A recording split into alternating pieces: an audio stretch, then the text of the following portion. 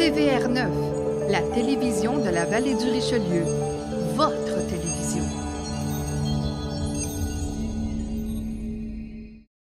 Ici Michel Gailloux, je vous invite à écouter l'édition spéciale de Rencontres dans le cadre de la campagne électorale. Nous vous présentons des entrevues avec les candidats des comtés de Port-du-Hoc et de Chambly.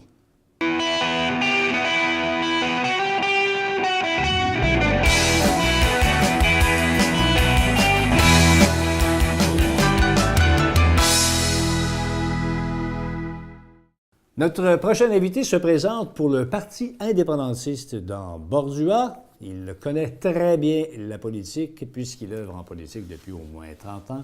Notre invité, M. Michel Lepage. Bonjour, M. Lepage. Oui, bonjour. C'est vrai que ça fait quand même longtemps que vous œuvrez dans le milieu de la politique.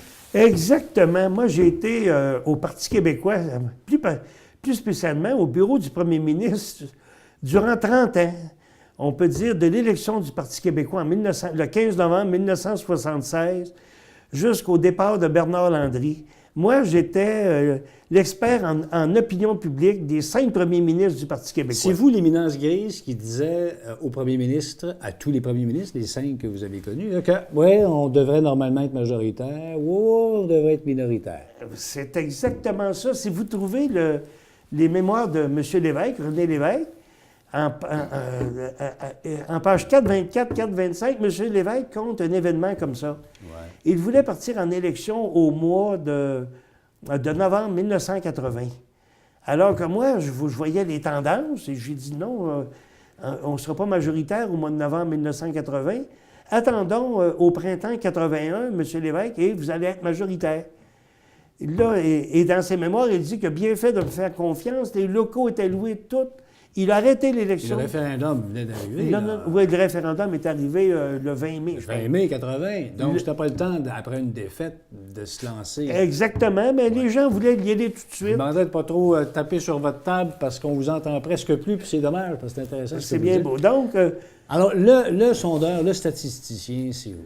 J'ai fait ça 30 ans de temps. Qu'est-ce que vous prévoyez, là, statisticien en chef, pour la prochaine élection? Mais moi, je vais vous dire quelque chose. Dans les élections, les libéraux sont toujours plus forts que dans les sondages. Ça, moi, je savais ça. Au moins 3-4 3 Moi, je donnais toujours 3 de plus. Là, le dernier sondage qui vient de paraître... Ça regarde mal, disons. Ça regarde mal. Pour le Parti québécois. Mais bien pour le Parti libéral. Je pense qu'il y a une belle tendance là, c'est ça. Là. Donc, c'est ça. Mais vous allez vous dire pourquoi je ne suis plus au Parti québécois. Le projet n'aboutissait pas. Le projet indépendantiste. N'aboutissait pas. Ouais. Mais là, je suis là. Moi, j'ai maintenant 66 ans, puis je suis là depuis l'âge de 20 ans. Et il y a un jeune qui était dans le début de trentaine, Éric Tremblay, qui avait fondé le Parti indépendantiste. Un jeune membre du barreau, avec une belle personnalité. Et puis, bon, et finalement, lui aussi, bon, pour ses occupations professionnelles, bon, il a abandonné la chefferie du Parti indépendantiste. Et moi, vu que je suis retraité, je l'ai repris. Et puis, parce que j'ai de l'expérience là-dedans, j'ai dit, je vais partir un parti et on va fonder un parti qui va être réellement indépendantiste. Avez-vous des candidats dans tous les comtés? J'en avais, mais la semaine dernière, je les appelle. Je leur dis, à cause que la loi 3 n'a pas été respectée. La loi 3. Sur la date d'élection. Les élections à date fixe. Qui devait être le 3 octobre 2016. Ouais. J'ai dit, la première ministre du Québec, Mme Marois, n'avait aucun droit de dissoudre la Chambre. Donc, on a décidé de boycotter l'élection. On ne présentait pas de candidat. Moi-même, je n'étais pas candidat. Mais là, vous avez décidé de changer d'idée et vous êtes candidat. Je suis candidat. Le directeur général des élections m'a appelé, vu que je suis, moi, maintenant le chef du Parti indépendantiste. Ils m'ont dit un parti politique dont le chef ne se présente pas pourrait perdre son... Mais là, êtes-vous le seul candidat à travers le Québec? J'y arrive. Un parti politique qui ne présente pas de candidat pourrait perdre son accréditation de parti reconnu. Donc, jeudi passé, j'ai commencé à ramasser des signatures et j'en ai suffisamment que je pourrais aller porter mon bulletin aujourd'hui, mais j'en ramasse, vu que j'ai jusqu'à samedi à 14 h, je vais aller le porter jeudi. Est-ce que j'ai des candidats dans d'autres comtés? Non, j'en avais qui voulaient se présenter. J'ai dit, on fait un boycottage de l'élection qui ne respecte pas la loi 3. Et puis moi, à cause d'une contrainte du directeur général des élections, Je suis candidat dans Bordua. Donc, le seul candidat au Québec, Le seul candidat au Québec. ça ne fera pas un gouvernement très fort, ça? Oui, mais il s'agit que je sois élu à l'Assemblée nationale et que je propose... Nous, le programme du parti, on n'a pas de référendum. Nous, l'indépendance du Québec est faite par un vote majoritaire de l'Assemblée nationale. Pour nous, l'Assemblée nationale est souveraine. Et les référendums 1980 et 1995 n'étaient que consultatifs. Ça, les gens ne pensent pas ça, là. La décision finale revenait toujours à l'Assemblée nationale. Mais M. Lepage, de toute façon, il faut être minimalement majoritaire dans les pourcentages de voix exprimées. Non. Vous ne pouvez pas... Je prends le pouvoir avec 40 seulement des électeurs et déclarer l'indépendance avec une minorité des voix. L'Assemblée nationale est souveraine. Minorité Oui, mais vous des n'êtes pas voix. fort politiquement quand vous faites ça. Non, mais ce que je veux dire, mais il va y avoir des gens, si le Parti indépendantiste advenant, j'aurais eu plusieurs candidats, on est élu avec 40 des voix. Il y a des gens des autres partis qui peuvent appuyer l'indépendance. Ce que je veux, moi, ça sera un consensus de l'Assemblée nationale là-dessus, que les conditions seront présentes. Mais cette question-là, même René Lévesque disait il faut une majorité de Québécois. Oui, mais les 2 premières élections du Parti québécois se sont faites sur l'élection référendaire. Oui, mais le référendum lui-même était majoritaire. Il fallait qu'il soit majoritaire. Et il disait la condition pour que ce soit une élection référendaire, il faut qu'on ait au moins une majorité des voix. Bien, la majorité... Donc 50 plus 1 qui vote pour Probablement l'élection. qu'on l'a eu en 1995, déjà la majorité. Donc, pour nous, au Parti indépendantiste, c'est terminé cette question du référendum, là. Mais vous, de toute façon, vous dites, peu importe le nombre, le pourcentage des voix, si on est majoritaire à l'Assemblée nationale, on décrète l'indépendance. Exactement. Mais vous pensez que ça va être reconnu, parce qu'il faut que ce soit reconnu internationalement? Oh, vous savez, on va le voir avec la Crimée aujourd'hui. Hein, Poutine, il se balance l'opinion internationale. La Poutine fait partie...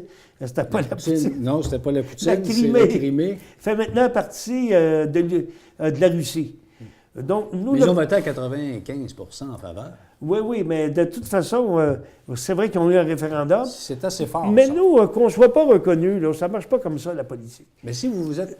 La question, c'est que si vous êtes minoritaire dans les voix, est-ce que ça risque d'entraîner cette non-reconnaissance? On va avoir des députés de d'autres partis qui vont voter avec nous. Moi, si je suis premier ministre, que je veux proclamer l'indépendance, je vais consulter les députés des autres partis, là. Donc, peu importe le pourcentage pour vous, c'est l'Assemblée nationale qui est souveraine. Oui, l'Assemblée nationale est souveraine. À part l'indépendance, nous ce que vous avons présentez dans le comté ici, là, pour les gens... Le Québec français, mur à mur qu'on veut, nous. Moi, je prends le modèle des cantons de Genève et Lausanne en Suisse ou de la Wallonie en Belgique, qui sont unilingues français. Quand on habite à Genève, on est dans un canton français en Suisse. Seule langue officielle, le français. Le français. L'anglais, il arrive quoi avec ça? Non, il n'y a pas d'anglais. Non, mais je parle de la Suisse, là.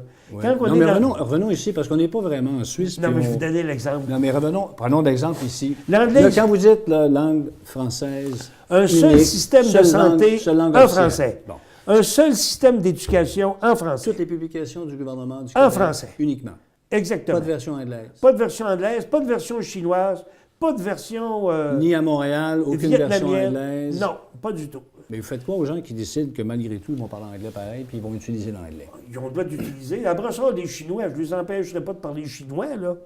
Je veux dire, les Anglais, c'est une des minorités du Québec. Ils n'auront pas plus de privilèges que les Chinois ou les Pakistanais. Les entreprises auraient le droit d'avoir des versions anglaises. Ça, c'est privé, on n'intervient pas, là. Ouais. Moi, je parle public, là.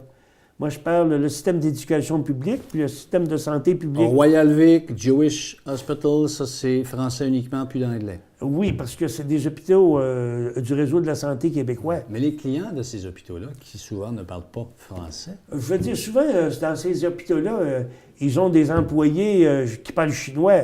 À titre personnel, si j'ai une infirmière qui est anglophone, elle peut parler anglais, mais l'hôpital, c'est un hôpital français. Et pour le comté ici, qu'est-ce que vous avez? Est-ce qu'il y a des préoccupations, des dossiers prioritaires, ou c'est seulement l'indépendance pour vous? Non, moi, mon grand dossier prioritaire, c'est à l'échelle du Québec, c'est la dépendance au pétrole qu'il faut libérer le Québec le plus rapidement possible. Et j'ai ici... Ici, les gaz de schiste, évidemment, vous êtes contre ça. ça. Oui, moi, j'ai fait campagne contre les gaz de schiste. De schiste. Oui. J'ai fait du porte-à-porte pour m'opposer aux gaz de schiste. J'étais dans le comité. Pétrole anticosti également. Ça, pétrole anticosti, il n'y a pas de terre agricole, là. Ici, je m'étais opposé à cause des terres agricoles.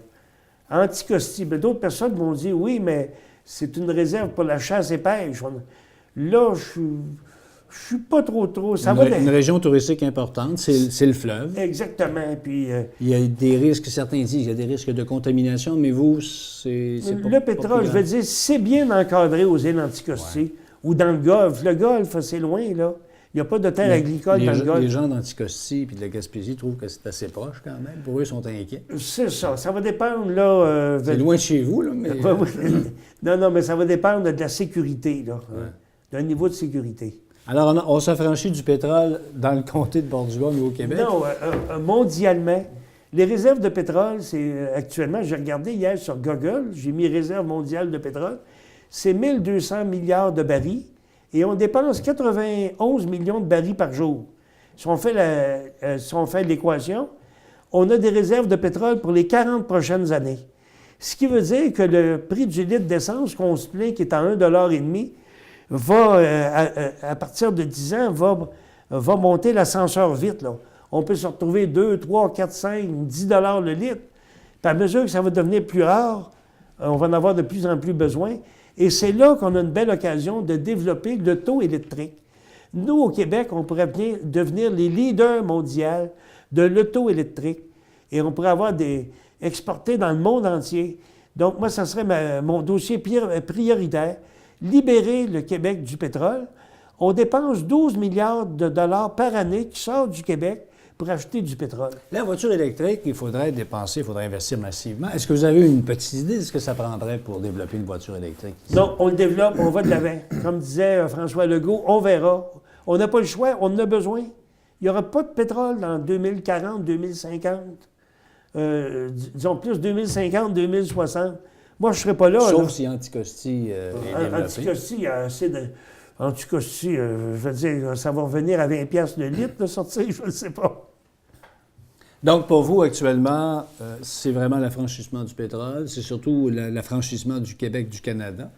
Exactement. Votre parce priorité. On est en tutelle du gouvernement canadien. Et l'unilinguisme français. Exactement. Puis aussi une baisse de l'immigration pour permettre aux nouveaux immigrants de se... Vous êtes contre l'immigration aussi? Non, je ne suis pas contre l'immigration. Vous voulez dire une baisse? Une baisse pour permettre aux nouveaux arrivants de s'intégrer au Québec français. Mais pourquoi une baisse de l'immigration? Et c'est parce que nous, au Québec, c'est le pays, si par capita, c'est le pays au monde qui a le plus haut taux d'immigration. Et c'est le danger, là, maintenant, que si on a une immigration non francophone qui est trop nombreuse... Non, mais ceux qui viennent du Maghreb, Algérie, Maroc, Tunisie...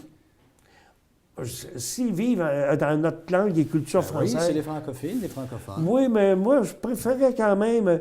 Ils s'adaptent... Pas d'immigrants, pas d'anglais. Non. Pas de pétrole. C'est un programme. Non, diminuer le nombre d'immigrants. Moi, dans mon programme, c'est à moins de 20 000 par année. Le même taux d'immigration per capita que la France. Mais ils ont des bons emplois, puis ce sont des employés spécialisés. Oui, mais ce n'est pas toujours des employés spécialisés. Mais là, comme ça, c'est une règle qui n'est pas générale. Mais moi, je pense qu'à l'heure actuelle, il faudrait se diriger vers cela. Bien, M. Lepage du Parti indépendantiste, bonne chance dans Bordua. Ça m'a fait plaisir, monsieur. Merci infiniment.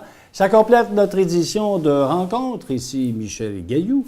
Je vous donne rendez-vous la semaine prochaine pour une autre édition de Rencontre. D'ici là, portez-vous bien.